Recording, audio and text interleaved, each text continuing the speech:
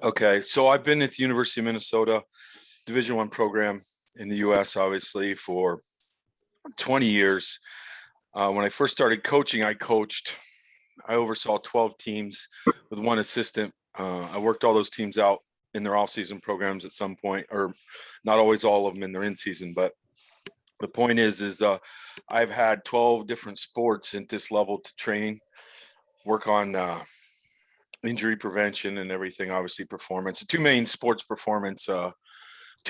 that was greatest on my influence was track and field and swimming. We know because everything's measurable to see if we got results, and that's kind of where I helped. It developed my Triphasic method, which is a book I've wrote. I'll send it to the group, the digital version for everybody to get a copy if they don't have it.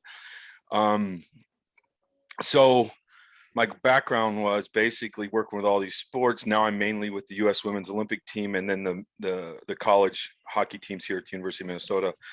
Through February, I'm hectic. So if you email me, put free beer or whiskey on the top with any questions, okay? And then I usually get to that. And if I don't get to it right away, then what will happen is if you send it again, I'll usually get to it the second time. So I get it from 100 to 200 a day, so it gets a little hectic at times. Not that I get to all of them, but those are the ones I They ever send you the free beer and whiskey? Yeah, I usually get to those right away, so I'm not gonna lie. So anyway, but the biggest question was this dysfunctional glute pattern, and I'll be honest with you, it's that I'm going to get into, and many people have asked about it. So, and I don't know why it's not more known, because I can test it. You can test it when you're done today. You'll see it. And look, I've had world champs with a dysfunctional pattern. I've seen videos, blah, blah, blah. Long story short, you can still perform with the dysfunctional pattern. The problem is there's tissue stress that is eventually going to appear. It may not appear tomorrow, but it's going to appear at some time, and you're going to have to deal with it. So, and some people get through their career without worrying about it, but they're like, oh, I always had to have these hamstring massages, and hamstring can help, and hamstring massages and massage is wonderful. But if you can just correct the right pattern. So what I'm talking about here is, let me share this now, and we'll get started on it. I think you guys can, and I'll share this actually. Let me escape let me make a copy of this for you guys, copy link, and then I'll put it in the chat for everyone. And you can drop me an email too if you want. Here's my email, caldietz@gmail.com, if you want to have any questions. And then, so I'll get started on this. And so let me talk about this patterning. And we're talking about hip extension pattern. And I call it the global neurological sequence. So for hip extension, the best pattern you can get is that the glutes fire first, the hamstring then fires, and then what happens is that the contralateral QL fires to help stabilize the torso. Because if this didn't actually work, you would rotate and twist, because this helps. This is your link in between the upper and lower body, which also then includes the lat actually right afterwards. So the lat and the contralateral QL from this glute fires to stabilize the body. And when these are injured, have problems, take bruises, you will see that instability, especially when people run. And I refer to the running gait a lot in this regard. So this is by far the most powerful glute pattern you can get, or hip extension pattern. Okay. I'm telling you, when this is correct, people's bench press is faster. The bar speed is faster. I did a test of over 100 athletes. The bar speed's faster. And I'll get into that a little bit more later. But again, it's kind of an explosion through your center of mass, right? And we all deal with athletes. My best athletes, the most powerful, are the ones with the biggest glutes, right? Then, and I'll tie that into the foot. So my biggest, most powerful athletes with their glutes have super strong toes. And literally, when I've tested the toe with my thumb, say, hey, just put them on the table and feel it. When I say squeeze your toe, they damn near dislocate my thumb. That's how powerful their toe is, right? And I know and I'll cover some people say, well, the hamstring's actually already turned on. We'll get into that. I get that, right? the claim will be, well, Cal, when they do an hip extension, hamstring's on. Well, I know the hamstrings are already on.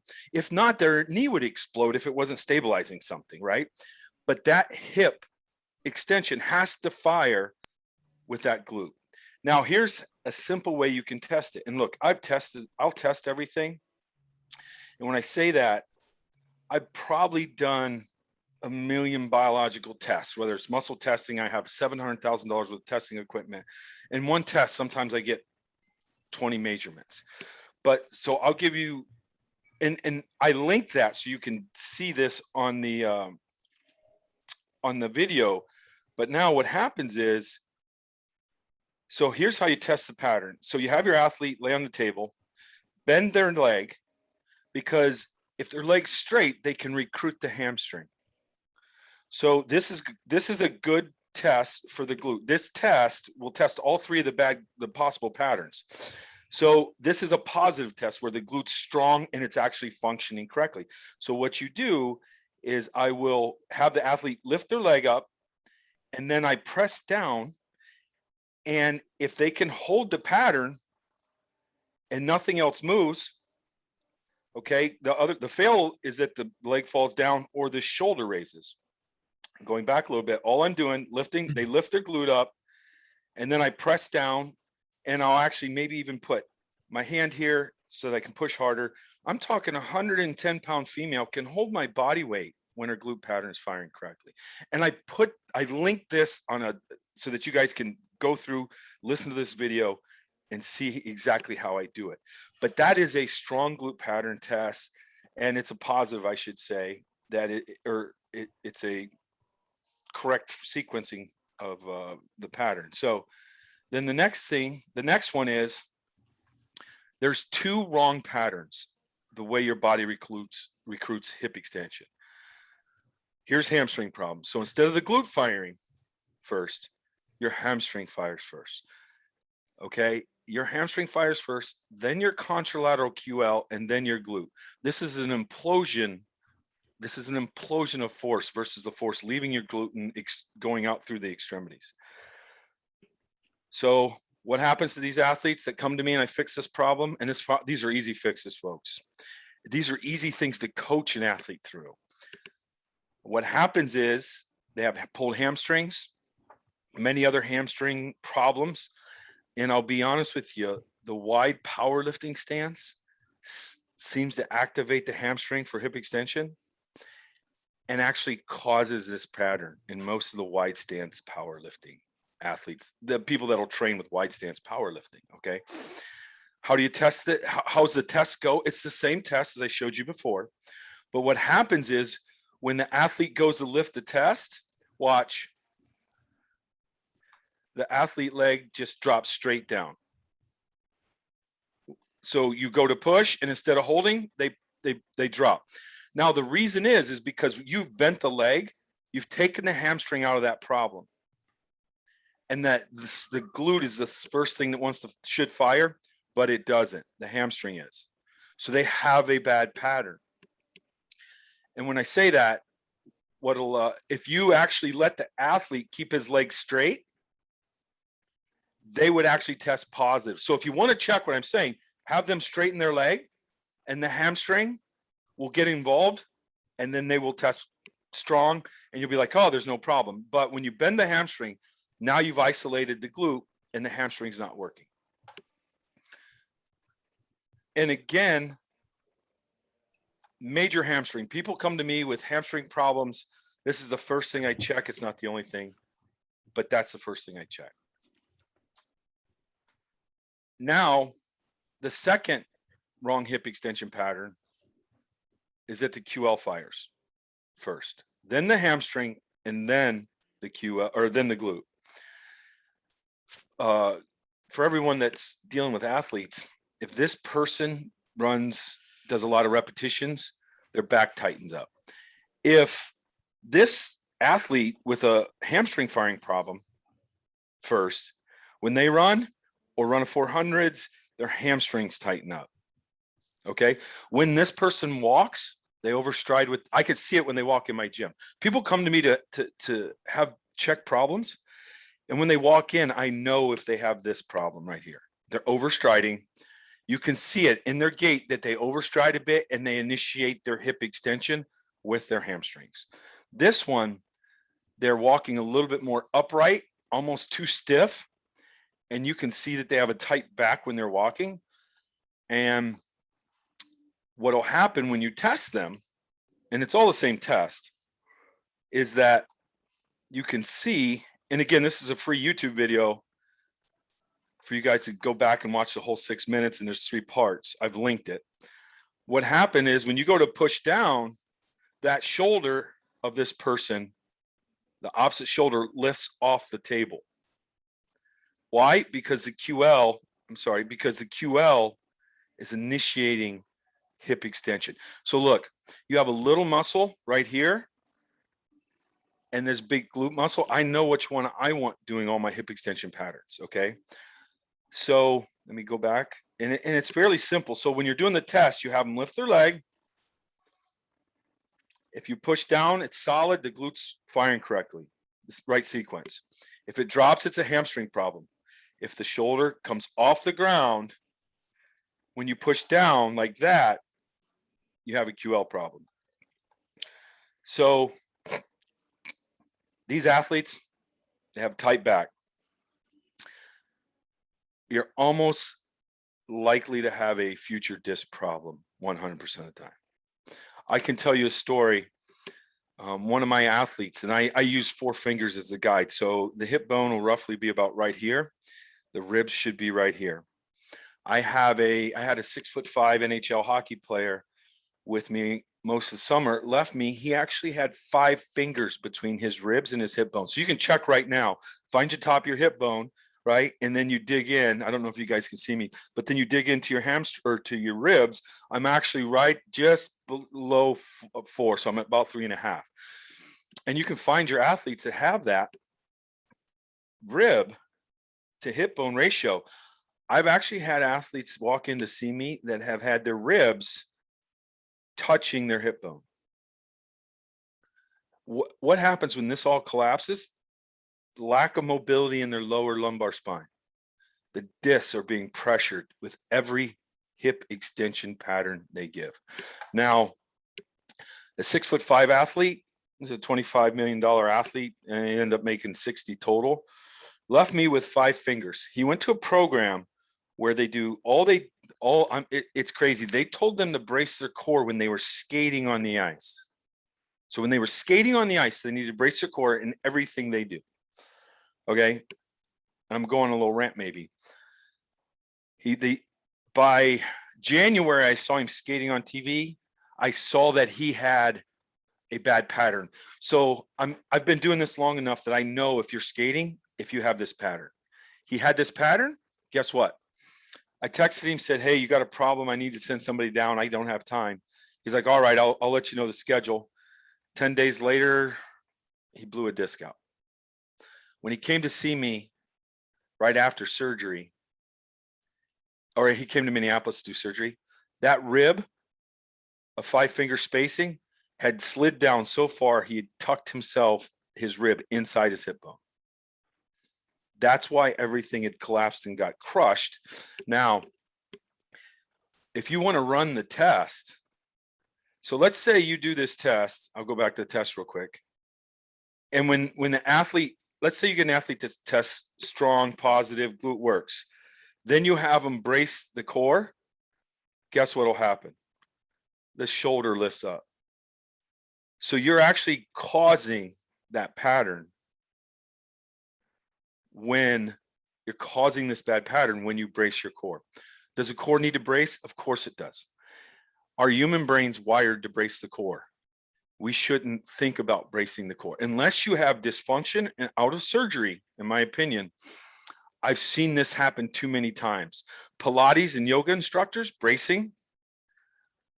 Every one of them that has ever came to an RPR clinic that I checked, guess what?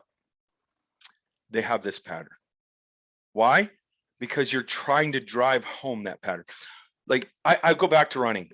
When you're running and driving and you're running at 12 meters per second, foot strikes for hundreds of milliseconds. your spine and core stabilizes, okay, in milliseconds. There's nothing in the gym that we do to match that core bracing or that core stabilization from wanting to stabilize correctly. And all the lifts that we do in the gym aren't even close to that level of stabilization as sprinting. And that's why I think sprinting is one of the best exercises you can do, period, end of story. So with that being said, I gave you this slide. You can test that and check that. And to me, it's mind-boggling because with EMGs, force plates, everything I've checked, if you have a bad pattern, then the problem becomes, if you don't fix it, you're just going to keep driving this home. So let's talk about, I'll give you this example. So people talk about, well, yeah, but I can activate my glutes. So I was on the phone with some physios the other day, and there's probably 6 of them. I said, has anybody ever actually tested if the glute activation exercises work on the glutes, actually activate the glutes? So, and I'm just send you a quick link, and they failed. I must have copied. I'll recopy that link for you. So what you did when you failed this, I had the athlete. So we'll test athletes to do all kinds of these glute exercises, right? And I'll run through fast on this. We had the athlete do all kinds of glute exercises, right? And then guess what? If they have a bad pattern, not this athlete, he had a good pattern, I would go back and I test them. And if you have any 2 of the bad patterns, guess what it made you do? It made you worse. Everything I've ever tested, if you have a bad glute pattern, it makes you worse. And the physios that I was talking to, they were just like terrified. I'm like, and I asked them at the beginning, I mean, does anybody ever tested these exercises? Does it make you worse if you have a good pattern? No. But then if you have a good pattern, your glutes working, why do you actually need to activate your exercises? Okay. So here's what I'm going to tell you. Hip extension, extend your hips roughly, let's say 10,000 steps, each one 5,000 times a day. If you have a bad pattern, walking will ingrain a bad pattern. But here's where I've seen it fixed. By walking and squeezing your big toe into the ground, you will actually be able to drive your hips forward with your glutes. Now, I tell people this, I'm like, look, I can get them to do the right patterns in the weight room, use their big toe, and I'll talk about that when they do their hip extension movements. But if they go out and walk 5,000 steps or 10,000 with the bad pattern, they're undoing everything I tried to do in the gym. And that's the frustrating part. Now, I have literally tested kids in the morning, taught them to walk with their big toe, everyone. And then when they come back in the afternoon and I've retested them, they don't know anything about how to change the test. The glute has turned on correctly. The pattern has been driven home. So my point is you can do everything I'm about to tell you, but if they're walking without squeezing their big toe into the ground, then guess what? It's almost fruitless. Okay. So where I switched that about 10 years ago was that all my hip extension movements, I squeeze my big toe into the ground right before the extension pattern. So let's say you're back squatting on your way down, and at the bottom, you're squeezing your toe super hard so that your glutes grab on, reverse the movement, and shoot it up. Step ups, squeeze your big toe into the ground, lunges, whatever you want to do. Now I'm going to get to the bench press. So when my athletes bench press, here's what we did. We did bar speed. We told them not to worry about their just bench press, try not to move their midsections and their hips. And this was probably done about 8-9 years ago. Then I had them take the same weight. And we're talking 100 athletes with 100 different tests. I had them test the bar speed on the bench press. And guess what? They And now what we did was I had them squeeze their toe into the ground, use their glutes and bench with their glutes. And guess what? The bar went faster 100% of the time. If we think about it, if I'm going to push you, let's say we get into a conflict and I go to push you. If I don't stabilize my glutes, squeeze my big toe into the ground, my glutes don't stabilize, I go to push you and I fall over. So the biggest thing is that I'm telling you, I tell this to have, like, if you do a lat pull down, I have my athletes squeeze their big toe, drive their hips into the pad on the lat pull down, and the lat pull down moves faster. They can do more weight because you're getting the right sequence for the hip movement. Okay. So the biggest thing is, here, I'll grab that question here a second. But so the other way I fix it is RPR. And if anybody's interested, I will. So with RPR, you're basically going to turn this glute pattern back on. And I'm willing, anybody wants the RPR course, I sold enough of them. But they're $300. I'll get you the online course if you want to drop me an email. Put free beer and whiskey and mention that. You're basically rubbing the ridge of your skull to ingrain that hip extension pattern for about 20 seconds. So you go to the base of the skull, right under there. It's like your cliff hanging on the edge, and you take both fingers and you just work the edge of that skull line. Why does that work? We think it goes back to some of the developmental use stuff that came out of Europe. And when I say that, your first extension pattern as a baby is to root for food. So this is the muscle that you're rooting for food. Okay. Then the second, so you just rub that for about 20 seconds and you redo the test. And here's the second one. The second one is right behind the skull. So you'd leave the edge of the first one and you go right below your ear, right behind the jawbone, and you just dig in a little bit. It's not comfortable there because most people are tender. Yep, you're right there. Feel that? See the faces? Yep, perfect. That's exactly where you want it to be. And my point is that you dig in there, and then if you go and retest, if you went and redid the test, guess what? The glutes firing correctly. Now, with this test, let me explain to you really quick to show you how powerful that pattern is. Let's say you have an athlete that fails this. So either the shoulder comes up or the hamstring drops. You can do RPR and it'll fix it. But before RPR is done on the glute, I want you to tell the athlete, when you find a failure, I want to show you how important this is. You have them squeeze their big toe, and this is part of the Babinski reflex.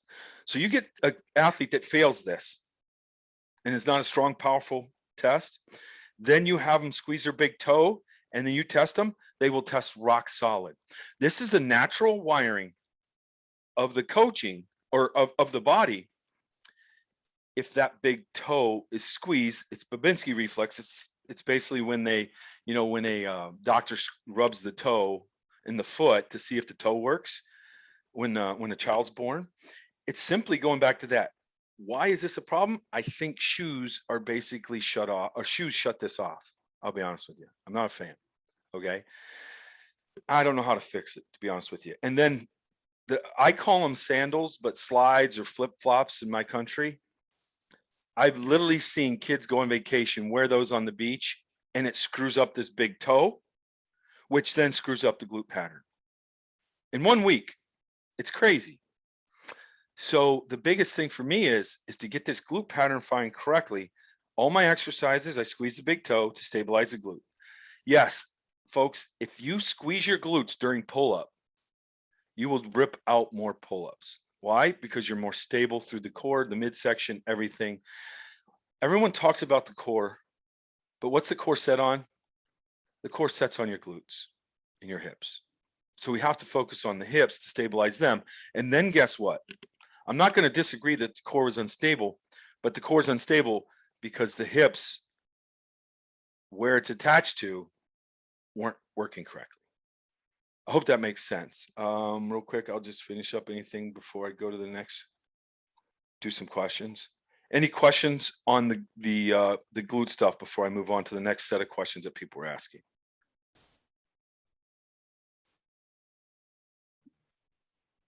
All right. Just one quick question, Cal, because Yeah. I'm curious about that athlete. You said he tested great.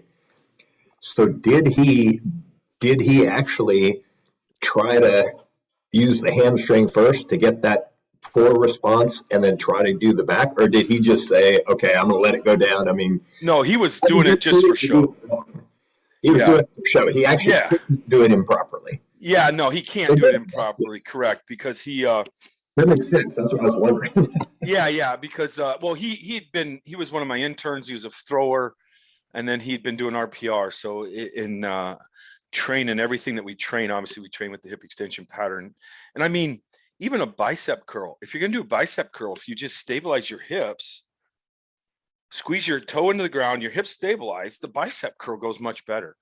And it's just, and here's the thing too. So if I was gonna push you, can you guys see me on video? I don't know if you can. Yeah. So if I'm going to push you, I have to stabilize my hips. But the same thing happens, or stabilize my glutes. The same thing happens if I go to pull you. I have to stabilize this glute to pull you. So it stabilizes, whether it's flexion, extension, exercise.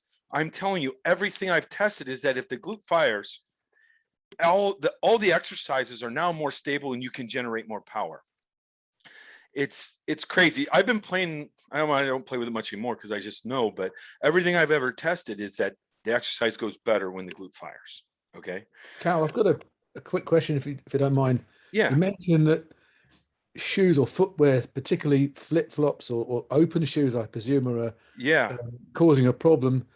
What footwear would you recommend then if you're doing something recreational like being on the beach? Well, on the beach you wouldn't need anything, but right. I mean, the hard. Go ahead. Yeah, I'm sorry. Yeah, what footwear would you recommend? Well, my big thing is the sandals without the straps on the back of the heel screw you up. So I'm more of a minimalist because of the foot has to be strong. So I deal with hockey players. So they'll take 100-mile-an-hour puck in the foot and it breaks your foot. Well, they have these nice big butts. Well, that side, when that foot's broken, they're out for a couple of weeks, or 3 or 4, maybe even 5 or 6, depends on the severity. That opposite glute shrinks, or that glute shrinks because they're not using their foot and they're in a boot every time. So this interaction is important. So I wish I could tell you, like there's a shoe that is always working, but I literally know this. I have to think about using my toe all the time still because I wear shoes. So I don't know how we get around it. You know what I'm saying? Because if you're walking out in the woods or a natural ground, your toe grabs that ground so you don't slip as much. And if you actually take your athletes, if these are pretty brand new shoes, but even there, it should be when they walk on their shoes, if you take that insole out, it should wear here on the heel. The force should come through here and then go across to the midfoot. And then all the force should come out the big toe. So if we have problems, then sometimes you'll see the force go here. Sometimes you'll see it go out the midfoot. Sometimes, but most of the time you'll see, you want it to come from the heel all the way through their foot, right out their big toe. And you probably can't see the detail, but mine's crushed right now. Everything else is a little less. There's literally no wear here. All the wear's on the side, through the foot to the big toe. So if you know you got an athlete with a problem, I mean, I started looking at this and realized, holy buckets, this is a problem. I was about to say, you can tell by the insole when you take out the insole. If there's a problem, most likely, yes, you can tell. Right. Yeah. And we do a lot of barefoot warm up and warm down when we can, weather-wise, on good grass, and even on the track sometimes, because it's light, but it makes you do that. Because I remember when you talked before, I went around, walk around thinking consciously about grinding my toe in. You have to, even in normal training shoes. Have to think because it's hard to make it do it. But when you're barefoot, instantly. You have to roll and your toe has to stabilize you, and that's why they take big toe off. You're in trouble. Well, and that's the whole thing, right? Like It's just amazed me how we've screwed so many things up and how I couldn't catch it. It took me like 15 years to catch this. Well, not 15, maybe 12 of my coaching career, but I caught it eventually. So I'm pretty happy about that. Have you barefoot in Minnesota in the winter? Yeah, that's a tough one. You got to wear, you got to kill an animal and put it, but like, yeah, it is tough. So, Bear skin. But the bear skin works, I guess. But Cal, have you noticed an improvement now that, given what happened last year with a lot of people under lockdown were at home, so we're probably walking around barefoot at home rather than out wearing, the sort of footwear that's going to cause a problem. Have you noticed an improvement at all then? No, what I saw and what you saw in our NFL league, our football league over, obviously in the States here, was an increase. Oh, right. because here's what my opinion is. They weren't as active. So then all the tendons and everything wasn't trained. They weren't trained like they should have been and could have been. So honestly, and you know what, I'll send this out. I'll send one of the speed manuals I did, and I'll just jump into it real quick. Spring, let me, the spring ankle exercises. So this is crazy. What I have found with this whole thing is that, and Chris Corfus, my co-author, he basically created it, these 5 ankle exercises, and I'll spend a manual where we have it, but basically here's the thigh positions that he created. There's just 3: deep squat, mid squat, high squat, and then you put your foot on a ledge and you put your foot into the deepest position, that you can, and you get into the deep squat, and then you do one with the mid thigh squat in the high position. And the amount of improvements I've seen, or the athletes that I see that come in here to have me fix problems, that have these ankle positions that they can't hold.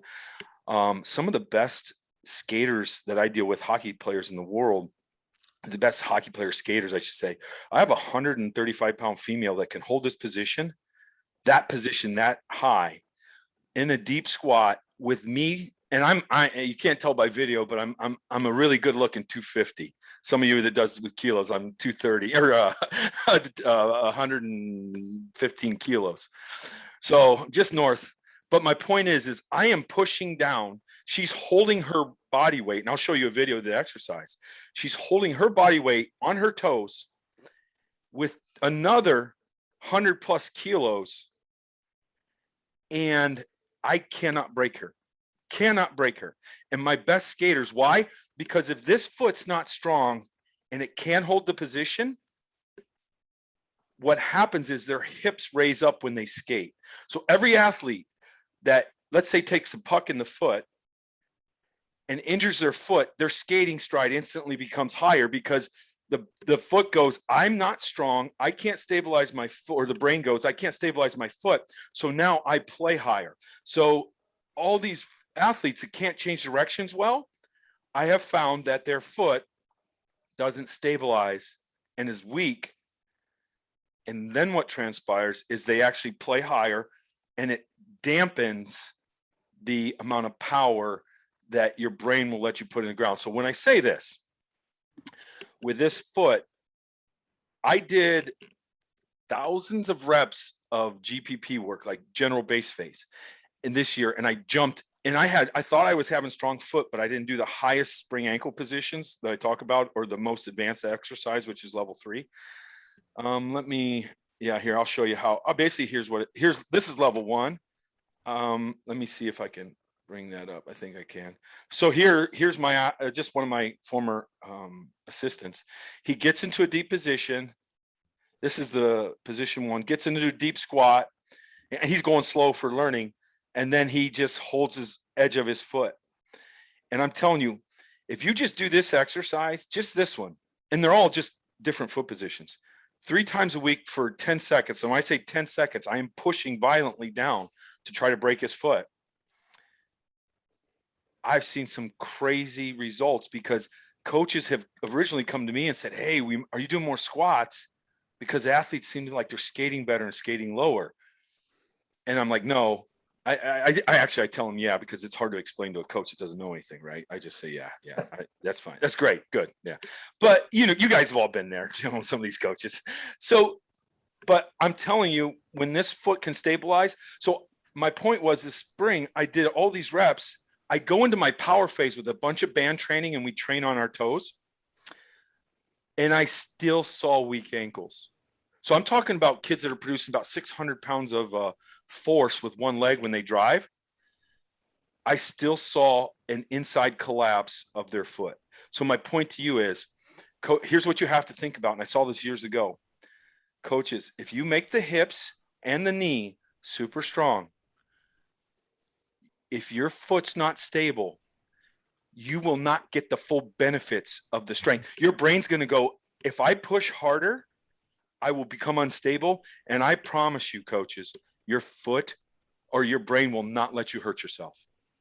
That's the inhibitor. And I'm not kidding you. I've seen kids that I wasn't making more powerful just come into my program, or they couldn't get any more powerful. They came into my program, and this was the biggest game changer. And guess what? It went through the roof. Their coaches had already made them strong. Their brain was saying, you're unstable with your foot. And now I will let everything go. So think about this. I've even seen this in running. When you run and your knee comes and people don't get full strides, people think it's a flexibility. I promise you, 50% of that time, it's because the foot can't handle the force of you slamming down if you got full range of motion and came back down to generate more force. So because your foot's weak and can't handle the stabilization, you will short stride, or you won't get full flexibility, let's say 100 degrees in your split when you're running at top end sprinting speed. Al? Yes, go ahead. Yeah, because it just, do you think all the sort of carbon plate stuff that's come out in trainers and spikes over the last year, do you think that's sort of replacing or negating some of the need for a strong ankle, that that's gives you the strong arch of your foot in place of the sort of work you should be doing in the first place? I don't know what he's saying. I haven't looked at it. I'm sorry. Okay. So, the spikes shoes, training shoes have got a carbon plate in the sole. Yeah. Do you think that that is replacing the need for a strong arch and a strong foot? I would find, I would have a hard time believing that it does, because the amount, it might help and facilitate, but I don't think there's any possible way that, because when I do my force plates and the amount of force coming out of these athletes, they're only on their toes, right? When their foot strikes the ground. And if that arch collapses, I have a hard time believing that we can create something that's that mobile or that stiff, that can be that mobile to influence. I'm not saying it's hurting. I don't know if it's helping or not, but I'm just promise you that stability is premium to get the most out of your brain. I can't answer that right now, but I'm just going to promise you that I would rather have their foot strong enough, and it's not that hard to fix. Sure. Like, I mean, calf raises, they don't do it. I used to do them and I still had problems. And Chris came up with these 5 exercises, and all I do is I do 10 sets a week each leg, and I spread it out over 3 workouts, and I do it when they're resting on their other exercises. It's fairly simple. And coaches come to me and they're like, especially the youth coaches, like the high school 15 to 18, they're like, Coach, I don't know what these do, but our kids are all running really fast. And I'm like, look, their feet are so bad. This is actually a pretty functional way. This is in my speed manual, and really it's a manual about speed, but we only really talk about the foot. I will send that to everybody. I've sent it out before, but I'll send a code for people to get for free that you can take a serious look at that. But I kind of went off on a tangent, but I'm telling you, that foot can be a problem. And especially in sports that I've been able to train where a foot will get injured, you have big problems later. There's no question you have big problems. Any questions on that? I don't think I have. And so here's like a level 3, and this is essentially when I say this. So the athlete gets on there. I don't know what position he's getting in. He's probably in the deep squat. Yep. Oh, this is a position 2. And I'll be pushing on that. My young skater, my female, she's on the Olympic team, will get in this position and I can't break her. And I'm 110, 15 kilos, 245 pounds, and I'm trying and she holds it stiff. It's pretty amazing. And I think she runs a 10 meter. She runs right around for a female that doesn't run, she runs a 1.69 or a 1.69. So she's, and we don't practice running, just short sprints. So just a pretty amazing, look, I'm telling you, every athlete that I got eventually has to have strong feet to reach the highest levels.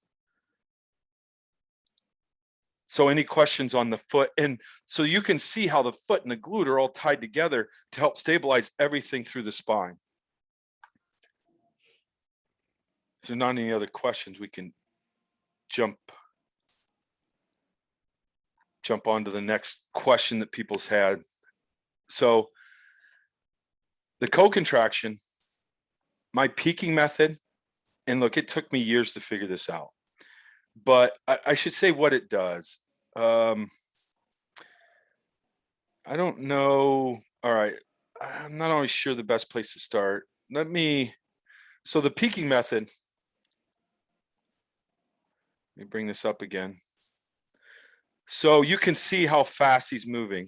These are all just exercises. And these are bands. You can see how violent these things are. I'll play it again really quick. But people look at these exercises and they're like, well, what are these doing? Well, years ago, I read with Medvedev's stuff that some of the best athletes that they had at the Soviet Union and anybody they were researching was that these athletes could relax their muscles. And here it is. They could relax their muscles. This is the athlete's qualification. This was Olympic world champions. This was people that were on the team, maybe missed it. But the relaxation was the largest difference between the world class and the sub-level world class. So then I was like, how do I train them to relax their muscles? And those exercises seem to be the way to do it. So I don't know if anybody has it, but it's about a $20,000 device, but it's a tensiomyograph. And it'll send a shock through the muscle. And they have profiles of, well, thousands of athletes in there, whether you're a world-class sprinter, whether you're a hockey player between the age of 25 and 28, blah, blah, blah. They had Usain Bolt in their profile. Now, you don't know it's him, but that's what they said. And there was world-class sprinters in there, but it tells me how fast the muscle contracts, the relaxation time. And doing those exercises that you just saw, this was the profile of my athlete. This is a general profile. So doing those exercises, they contracted faster, but here was the big one. They relaxed faster. And so my point is that, and I've seen strength training, especially above 80, 85%, how we used to peak, drag this out so that they relaxed even slower. Because I've made a few videos on, well, years ago during our flying 10 times, and I was fortunate to have a track coach that would be willing to let a kid get slower to see if we could make them faster later, right? And we had 2 400-meter runners that no one really recruited at the high level of college, Division I, I should say. And they ran the world's fastest time in the 400 2 weeks apart. And people were wondering what we were doing. Phil had his PhD in biomechanics. He knew his stuff. He was my mentor. And we would be watching. And when we went above 80 to 85%, their flying 10 times would get worse. And as long as we stayed up there, it wasn't really that, they didn't improve much. And until we left that and went to a lower load, when I say load, like more power, 55 to 75%, did that leave?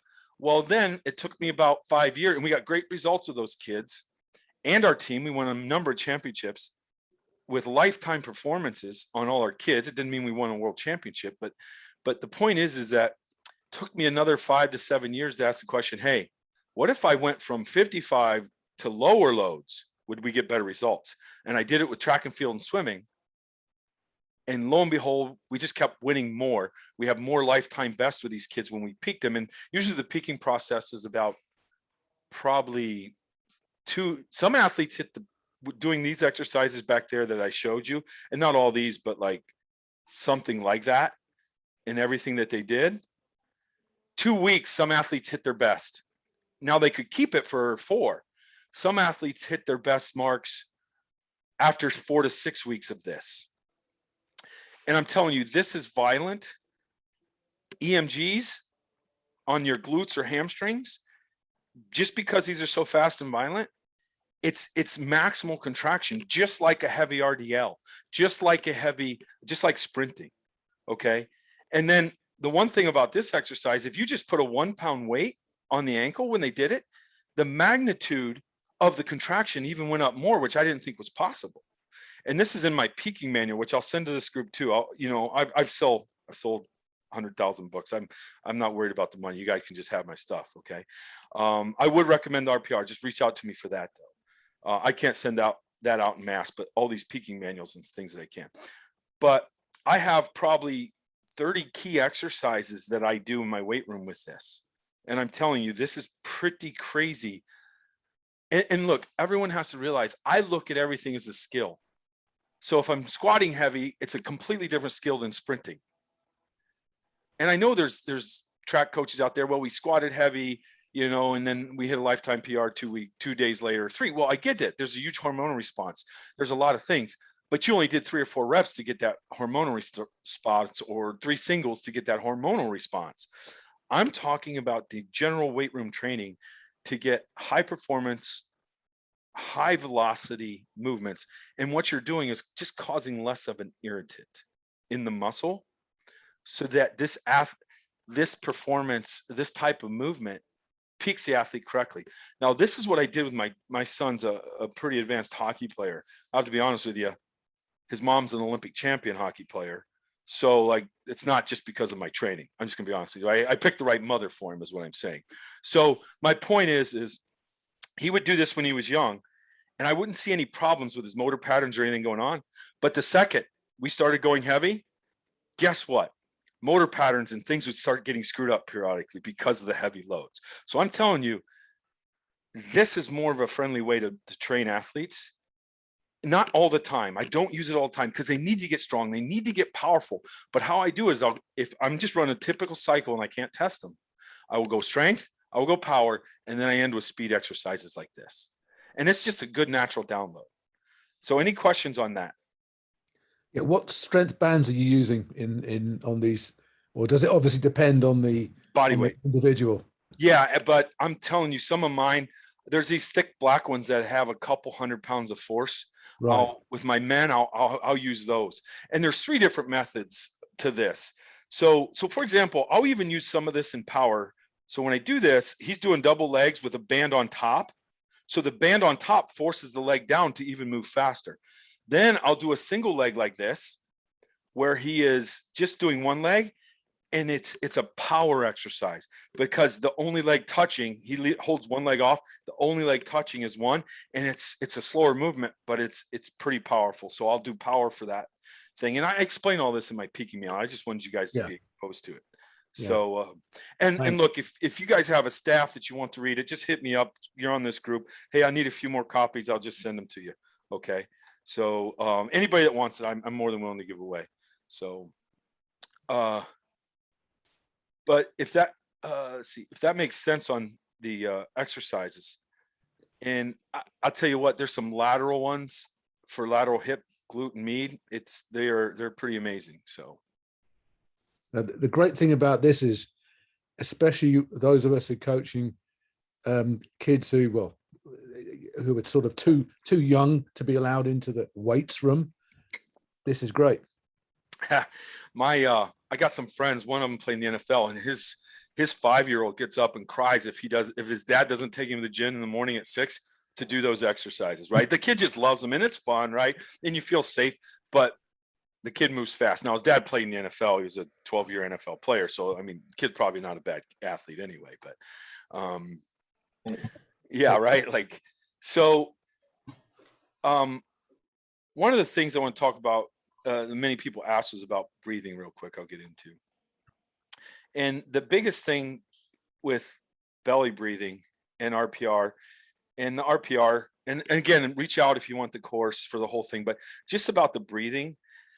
I mentioned it in some of my lectures that, like, I had a 3-time Olympian. She's a 4-time now, and then maybe go for a 5th here. She did this bike workout and she was at 160 beats per minute. She did that for 3 years. I did her first RPR for her in the same bike out with the same watts. She was at 140 and stayed there. One of the biggest ones, we had an Army Ranger who slept in 2-hour intervals at night, if it was at the most. He did his RPR, changed his breathing, and he slept for 13 hours. And the big thing with RPR is basically we hit a breathing reset. We don't necessarily work on breathing technique. Obviously we do, but the biggest thing we do different than everybody else is we release the tissue in the diaphragm. So now the diaphragm opens up and can get more breath. And I will show you this example. This was a 100-meter sprint test done for college hockey players. And you can see red's the highest heart rate, light green's the second highest heart rate. So this kid failed their test, started doing RPR. 6 days later, did the test again, and you can see he only spent 10% in max heart rate versus 24 here. Well, I put the two together. So this was the same athlete with a RPR, but what RPR does was change his breathing patterns. 90% of society in our country, study came out, has dysfunctional breathing patterns. We are too stressed. The lights stimulate us too much, everything. My best athletes get out of the squat rack. One of my world-class wrestlers that I was coaching would get out, he'd finish his squat and he'd do a French contrast method. And he looked down, his heart rate was 180 or 189 to 193, sometimes even over 200. 35 seconds later, he was at 68. And you're like, okay, he's in pretty good shape. The ones that can go really high and then really low fast in training are your best athletes. And the biggest thing for that is it's just an indicator that they're in great shape, right? Here's the same thing. Here's another, look at this one. This athlete was so out of shape. 6 days later, when he had to, same team, these two kids failed the test. Some of it might've been anxiety and everything, but that's a hard discrepancy to show, like, hey, he only once left the second highest in his first test. He reached it on his rest intervals of the next 10 when he did it 6 days later. So the point is when you can have a lower heart rate, all these things happen, right? And this is from a book. It's called On Killing by Grossman. I got the concepts, like so many like police officers who make mistakes are in fear of their life and their heart rates are up to 170, 180 beats per minute. And they see something black with a guy and it was his wallet and the guy shoots him. These are the problems. But our athletes, if they can keep their heart rate down, they make all these great decisions. Quarterbacks in the NFL can make better decisions and pass. Your fine motor skills don't go away. This is a big thing. And it has to do with breathing. And now there's all types of breathing. But again, in my RPR course, we teach you how to reset your tissues so that I literally sometimes, and actually probably 50% of the time, when people take care of the tissue that's all gunked up, it's actually wired in them to breathe correctly. If you watch a baby in a crib, when they're breathing, they'll do the correct belly breathing. So how I teach my athletes when I squat, let's say they're squatting in a rack. As soon as they get out, they hit one large breath. I breathe through the nose most of the time.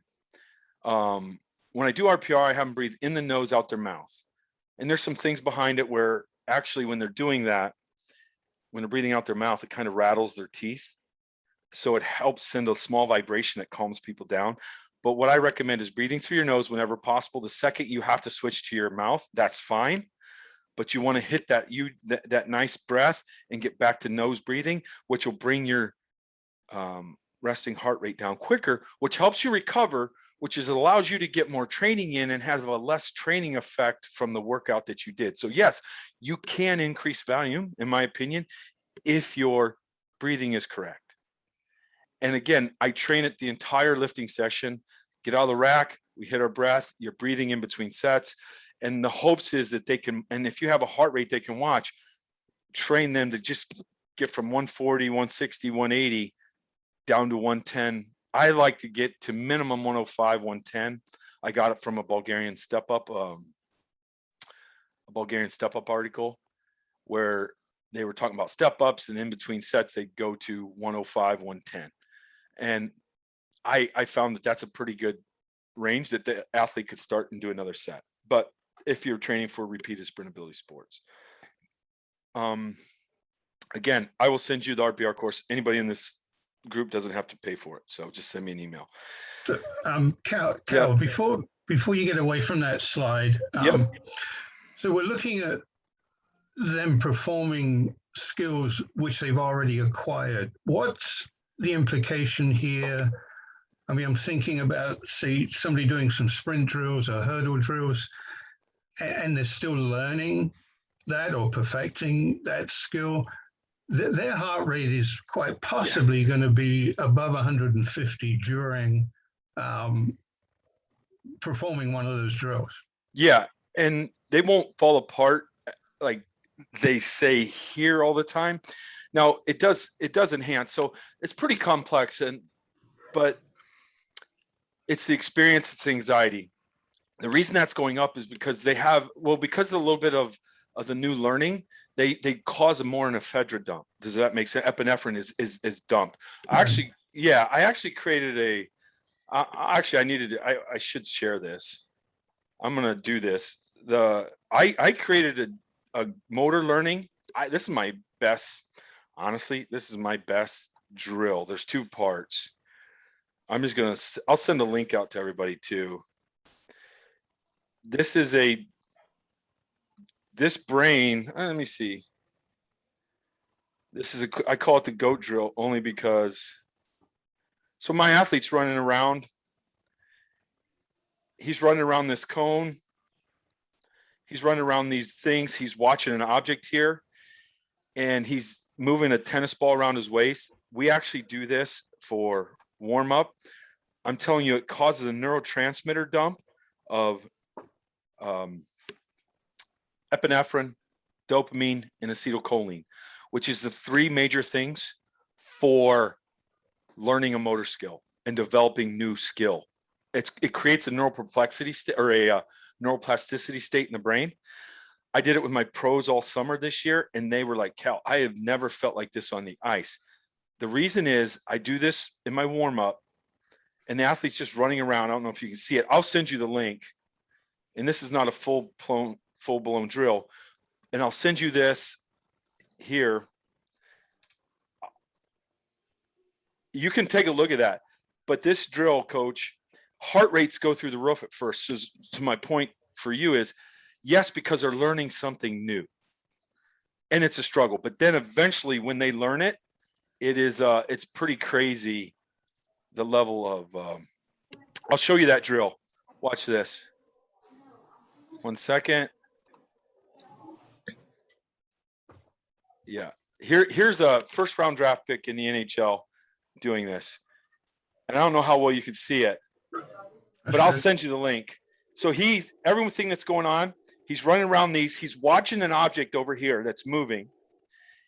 There's little things on the floor to make sure that his foot strike's correct. He's moving a ball around his waist, and we have our athletes do math. So I'll be yelling out 7, 9, 10, 11, 14, and he's subtracting 2 from those numbers. He doesn't get them all.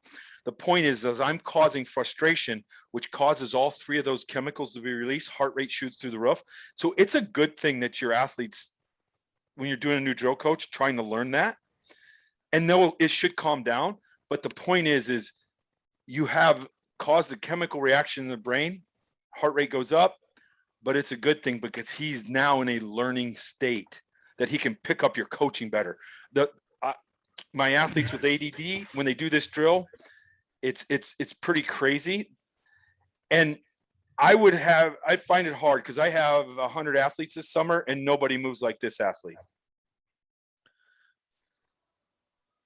So I'll let you guys take a look at those. I'll send those out.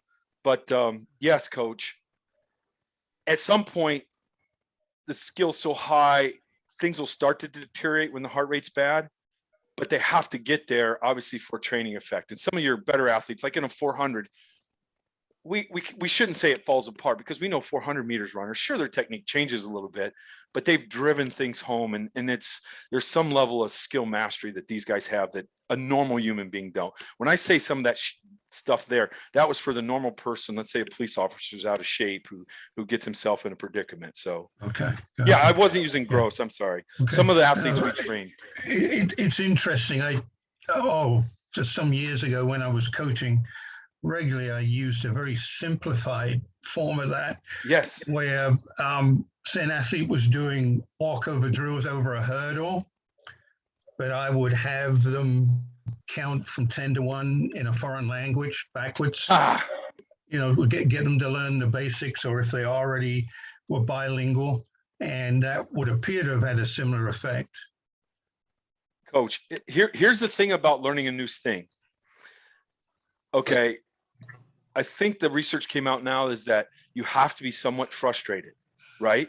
So if you're shooting a basketball, or if you're learning to kick a ball into a net at a certain spot, you have to be frustrated, which causes all those neurochemicals to be dumped, because so you also have to give a shit about what you're doing, right? Because if you don't give a shit, if you don't buy in, then you're not going to cause that dump so that you can learn the skill.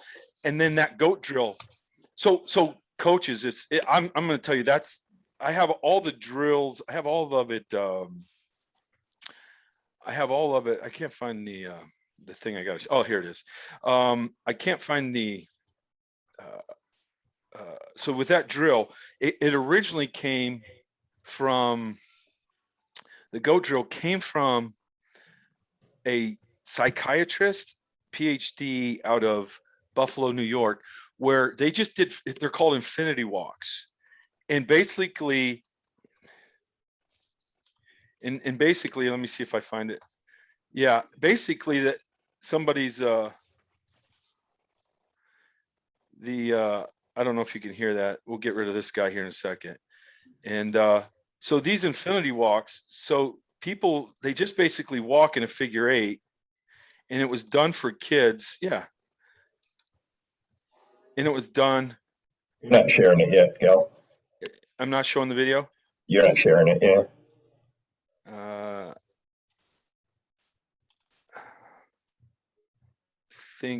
Are you guys see it now? Mm-hmm. Yeah. So really this infinity walk, it kind of, I don't know what's going on here. Yeah. So basically you walk in a figure 8 while you're watching something.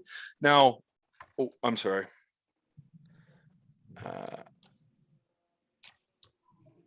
I'm not sure what's going on. Well, anyway, you guys can look that up. These infinity walks, what happens is people are walking in a figure 8 while they're reading, while they're watching TV.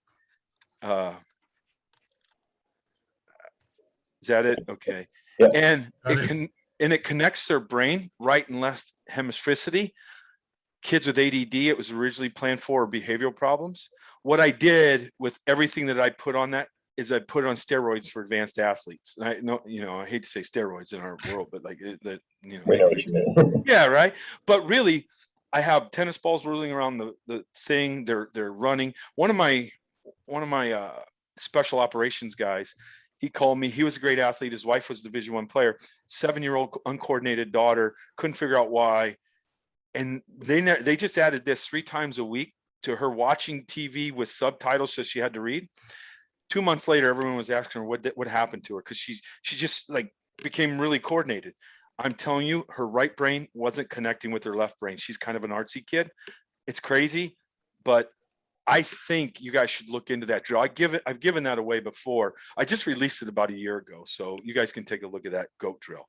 And I recommend that my athletes do it before practice, so that when they go out, they're more coachable. They learn skill. Everything the coach is trying to share with them, they pick up better. So. Any questions on that? Hey, Cal, I have one question about the last part. You were talking about the training and the band exercises. Because Yes. I apologize, I'm going to put Malcolm in charge. I got to go to an Yeah. assembly. But when you're talking about 85%, you got results. What would happen if you went below that? You went below that. Were you talking about 85% intensity in the weight room on lifts? Or Yep. were you talking about speed on the track and running, like No. sprinting for these 400-meter guys? No, I was talking about, we dropped, instead of like, because typical peaking in weightlifting and powerlifting is done, you know, at the high level, right? Well, we were like, that's so far. My track coach and I were like, that's so far from really what they're doing. So we peaked them between 55 and 80% or 75%. And we got better results with everybody, not just those two kids, but everybody. Well, it took me a number of years. I'm a dumbass to say, well, why didn't I ask the next question to go a little bit lighter, right? So that's what happened, yes. And it's only in the weight room. Yeah, okay. Yeah, I'm sorry. No, The that's running intensity has to be obviously right. That's right. bad. Yeah. And I mean, I don't know if we were using a Charlie Francis model. I don't think we were. I would say more of a Hank Cranoff model at that point, you know, but like my coach, and he just did a mixture of things too. But no, you know, they'd have their high days and sometimes less, but ultimately it was and I'm not saying the weight room was the key, but all I'm going to tell you is I think the less I can screw people up from the weight room, the better I'll be. The coach will get better results. I'll be honest with you. So, I mean, that's how I have to think of it. Right. But if you understand the principles of adaptation, that those heavy loads appear to make their nervous system more straining and not reactive. And like one thing, actually, I finally caught this summer. I took a course on checking reflexes, and there was a disconnect in some of my athletes between their upper and lower body reflex. It just wasn't a great, strong signal.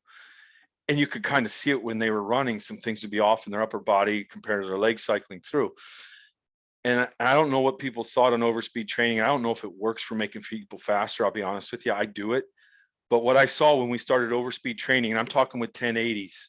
So I had my athletes pulled with 6 kilos, the 1080 sprint. I have 4 of them. There's 200. I know they're about 20 grand a piece. Those reflexes turned on. So I don't know if in great athletes, will it make a world-class sprinter better over speed? I doubt it. I don't know. I can't say I doubt it because I just don't know. But I'm going to tell you, in some of my athletes that had bad reflexes, I think it pulled them over speed and heightened the brain and learning and turned those reflexes back on. That's just my opinion. It's what I saw. And then I tested it in a course that I took on reflexes. And this is really for child reflex testing, but some of my athletes were missing some too. And when I did overspeed training, these reflexes lightened up. They weren't off. They just lightened up, and it appeared to fix some of the problem.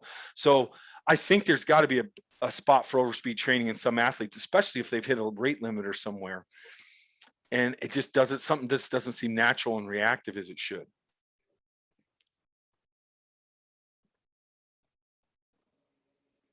So any questions on that? I don't know how long we got here.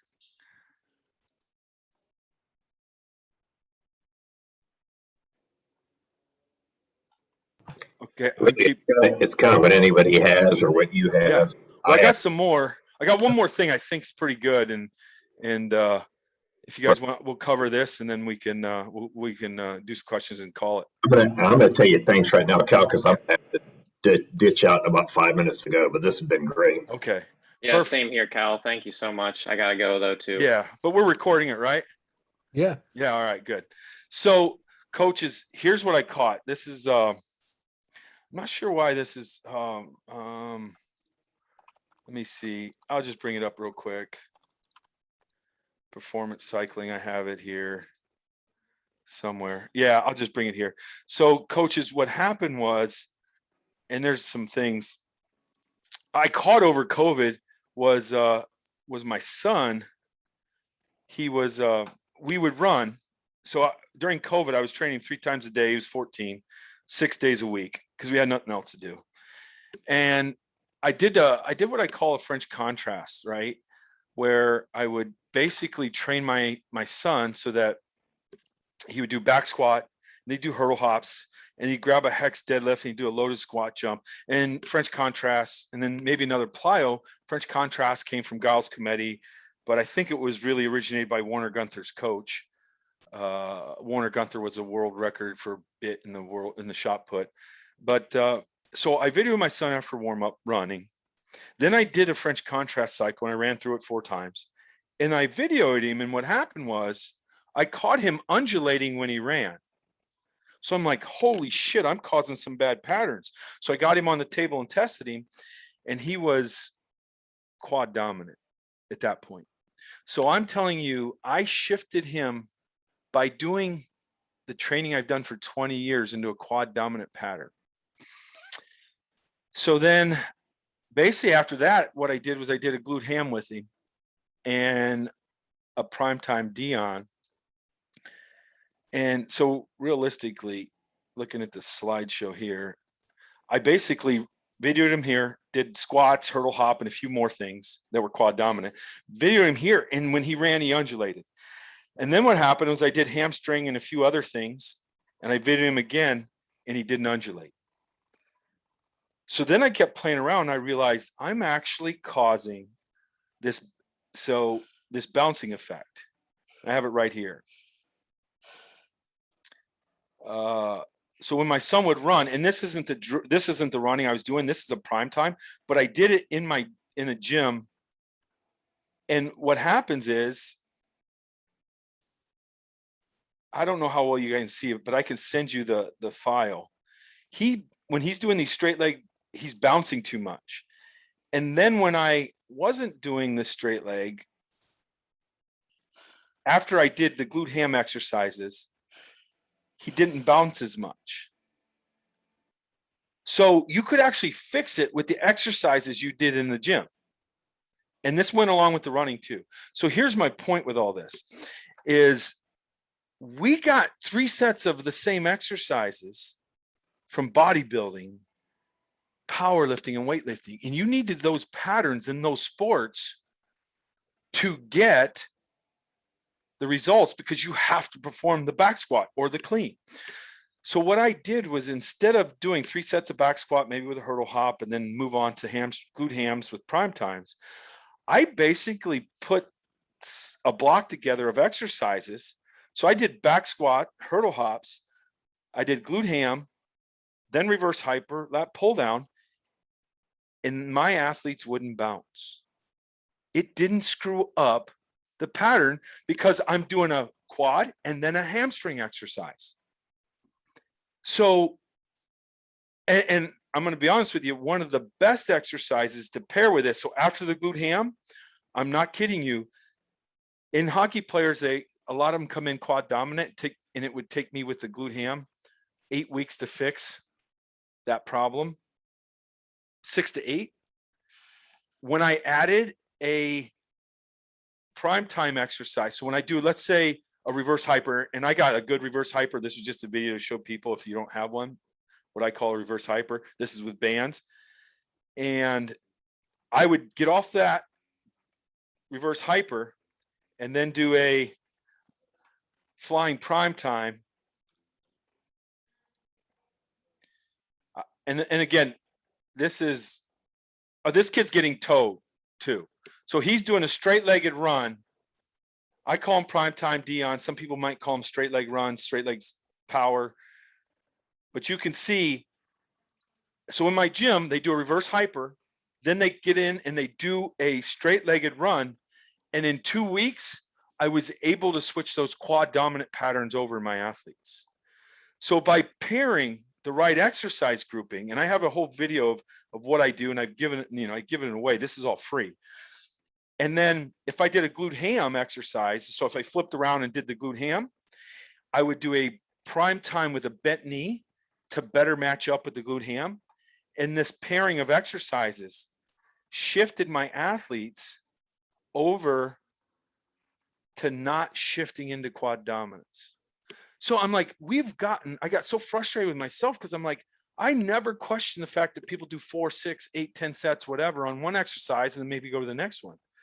Where if you cycle exercises and do this 3 sets or 4 or 5, whatever you want, I was not hindering the movements of my athletes. And I'll be honest with you, I've done this for 2 years. I just released this about a year ago.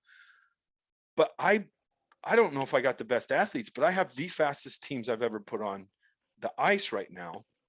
And I think it's because I'm not screwing them up doing a back squat for 3 sets versus the cycling through this whole thing. I think it's less of an irritant, and I would highly recommend coaches to play with this. And I have, because I've released it about when I figured it out a year ago. I gave it to some coaches after a couple months, close coaching friends of mine. They've switched to it. And then I released it on the internet. I probably got about 5,000 views, and I get people emailing me about this. They're like, yeah. And then it just makes your workout flow a little bit better. It makes your weight room, if you train in large groups of people, work a little bit better. You can handle more people with being less crowded. But the glute ham with a prime time exercise in the weight room is key to driving home that glute pattern, which also helps you switch from quad dominant. Now, if you ever want to check quad dominance, I caught this many years ago, and all these force plate people, I don't know why they haven't caught it, but I was fortunate to have 3D force plates. You have your athletes stand there with your eyes closed in a quiet room. And when we were jumping, I noticed that those athletes pushed the ground behind them and they landed forward. All the athletes that were quad dominant. This was like 18 years ago. So a way to hack it for you guys was they just stand there, close their eyes, and they jump 3 jumps on a line. Try to have the room quiet, because the balance can associate with noise, and lock in on the noise, your vestibular system, and you won't adjust because your body will adjust accordingly. But my point is, you stand there, you jump. If you have 10 guys jump and 5 move forward 6 to 2 feet, those guys are quad dominant. You don't need a $20,000 force plate. So then what I do is, instead of having them start at the back squat, I actually have them start at the glute ham in this cycle. So if your athlete's quad dominant, they'll start in the glute ham, and they start there, and then they finish with the back squat in this cycle, or vice versa, wherever you want to do it. So, and I'll be honest with you, whether it's ADD nowadays or not, the athletes just seem like they like this cycling better. And I put exercises in there for rest and everything, like they do rotator cuff and things like that. Some of you may be dealing with a sport that doesn't matter, and I do too. But ultimately, there's just rehab and prehab mixed in there. But the traditional way, and I've kicked myself in the butt that I just didn't question it. I try to question everything I do. But at least I found it after 20 years, right? I won't go another 20 years fucking things up as bad as I have the first 20, I'll be honest with you. That's all I could say about myself. So any questions on that? I knew I kind of threw that at you quick. I have a whole video of about 25 minutes explaining this for people. If they want to take a look at it, I'll send those out with free codes in my workout. So any questions on that? And I've talked to coaches that have done the similar thing, and they were just like, yeah, I didn't know why, but we did something like that. So, and it's actually really effective. So.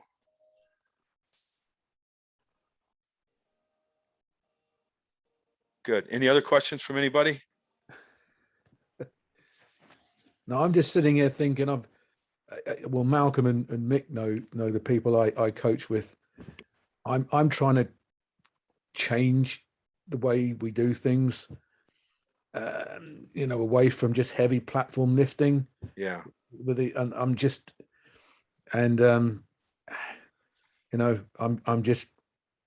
looking to sort of sell more of this. I suppose I'll work it in a different way.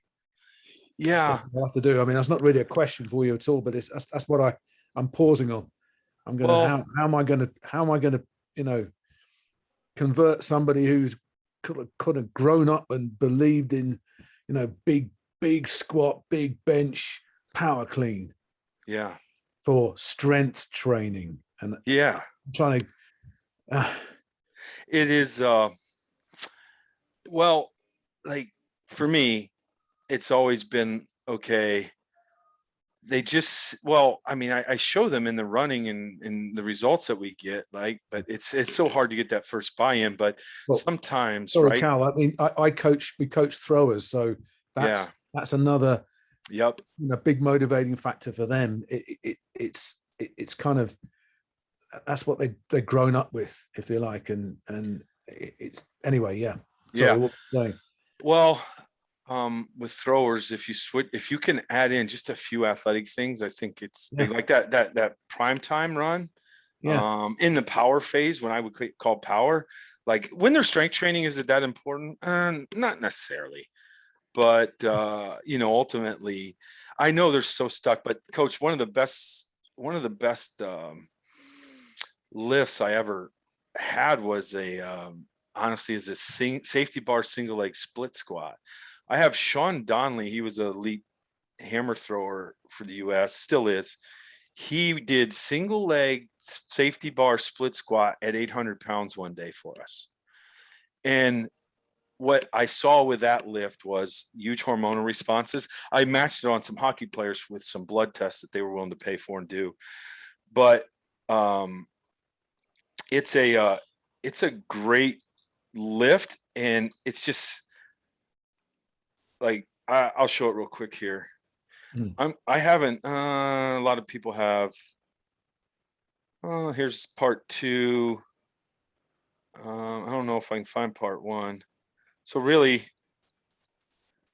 I don't know if I show it here, but yeah, basically this is it. So basically, I don't know if that you guys can see that. Yeah. Yes. Yeah. So, I mean, I have athletes, when we do it on our toes, heels off the ground. And I switched that about a decade ago, because then it engages the calf, keeps the hamstring engaged correctly. Glute patterns always seems to be a little bit better. I will, and now I'll send this lift out too, but like since I actually will send out the throwers manual that I wrote for, because I did throwers for 12, 14 years. And the biggest thing is that, coach, so my quick thrower story, I tested their back squats. They were at 600 in all my college thrower. That was a group average. We did safety bar split squat, eccentric isometric phase, concentric for 6 weeks. At week 7.5, we tested the back squat, and we hadn't done any. Group tested at 660. Why? Because we stressed one leg with 6. They eventually some of them got to 600 pounds on single leg safety bar split squat. And we weren't going to the depth we were before. They just got so strong. And it's like, I don't know. It's hard because they've been set that way, but I've got a better chance of selling this. Yeah, right. Because you guys, right. And Yeah. and in my opinion, this lift is, I do it for every athlete that runs or jumps or throws, right?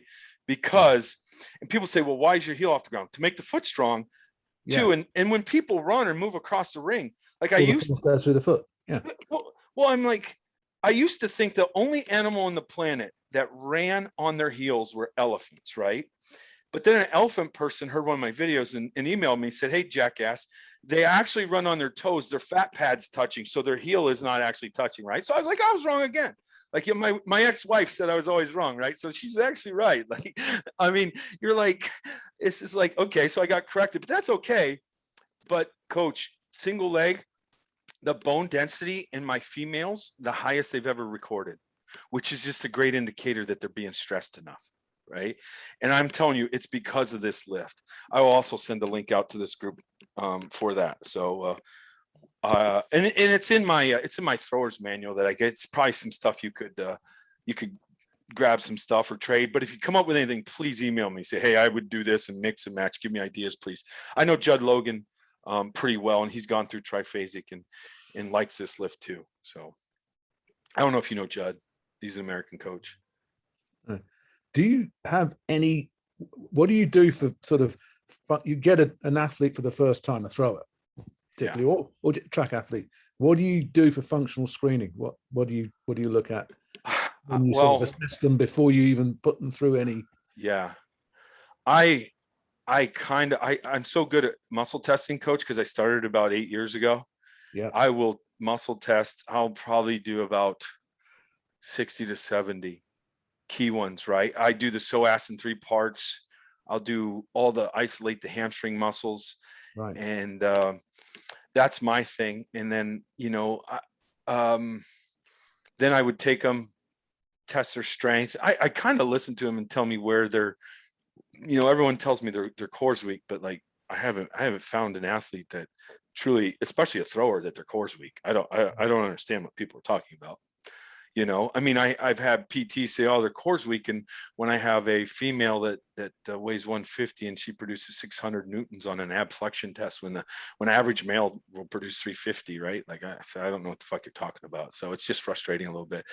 And then I'll watch them run and assess that, see what's wrong, and then have them tell me where the weak links, and I'll put them through some a workout, and I can usually spot where things are bad or slow at, either or. So the muscle testing for me is big, but it takes a little bit of time to get good at it. I shouldn't say that. Some people are really good right away, but I do probably, like I said, 60 tests to see what muscles are on, what seems to not be working, right, and usually why they have an injury. So and then, you know, if you were there and if you understand the throwing, like, what's your coach say? Like, what's your weaknesses? What are your problems? And then I'm able to correlate that with something else, you know what I mean? Somewhere down the line. So. Yeah. Thanks. Yeah.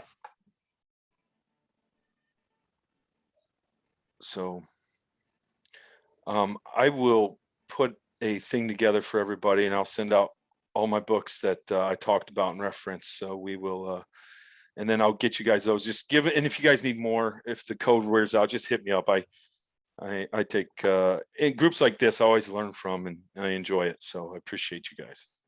And just send everything to me, Cal, and then I can get it distributed to the group. Right, because with the time of day that we've been doing this, we've really only got a fraction of the group on. Yes. But you know, everything's recorded, so they have access to everything. Yeah. So yeah, if you want to do that, we can take care of that. Yeah, perfect.